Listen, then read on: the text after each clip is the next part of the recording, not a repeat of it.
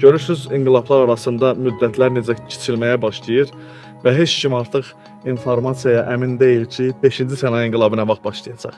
Bəlkə bu daha qısa müddət ərzində olacaq. Ona görə hər hansı bir yeni yaradılacaq peşənin, yeni yaradılacaq sahələrin, iş yerlərinin, köhnələrinin aradan qaldırılmasına necə təsir edəcək, bunu skeptik və negativ istiqamətdə baxmaqdan daha ziyadə bunun gətirəcəyi fürsətlərə fokuslanmaqda fayda olduğu qənaətindəyəm.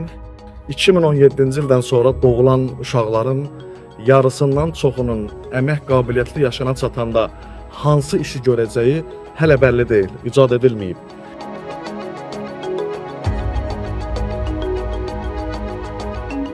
İqtisadi Əməkdaşlıq və İnkişaf Təşkilatının bir hesabatında qeyd olunur ki, növbəti periodda şirkətlərin, işə götürənlərin deyək, şirkətlərin 50%-i süni intellektdən öz proseslərində, əməliyyatlarında aktiv istifadə edəcəklər. 2019-cu ildə ilk süni intellekt platforması OpenAI deyirlər, istifadəyə veriləndə onun CEO-su Sam Altmana sual verirlər, siz buradan necə gəlir əldə edəcəksiniz? Bu çox böyük bir keçmiş deyil, yəni 6 il əvvəldir. Bu cavabında dedi ki, biz yəqin ki özündən soruşacağıq ki, OpenAI səndən necə pul qazanaq? Və 2025-ci ildə həmin Sam Altman iddia edib ki, növbəti etapda, növbəti periodda ki, bu uzun müddətli gələcək deyil, süni intellekt agentlərindən doğru istifadə etməklə tək bir şəxs yaxşı ideyası varsa milyardlıq şirkət qura bilər. Artıq onun analitiklər, bazar araşdırmaçıları, mühəndislər və yaxud da ki, digər sahə ekspertlərinə, böyük komandalara ehtiyacı yox. Sadəcə süni intellekt agentlərindən istifadə etməklə bunu bacaracaq.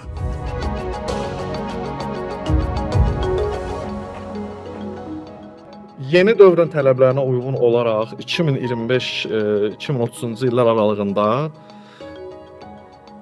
iddia edilir ki, mövcud bacarıqların 39% aktuallığını itirəcək.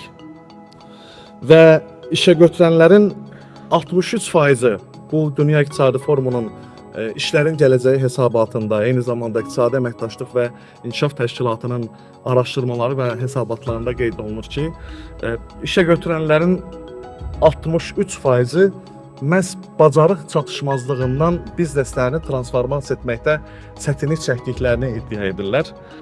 Və hər şeyə rəğmən bu bacarıqların yenilənməsi, bacarıqların reskilling, upskilling, yeni bacarıqların öyrənilməsi, gələcəyin bu çağırışlarına doğru şəkildə hazırlanmaq nə qədər qeyd olunsa belə, sabit qalan bacarıqlar da bizi müşayiət eləyəcək növbəti periodlarda.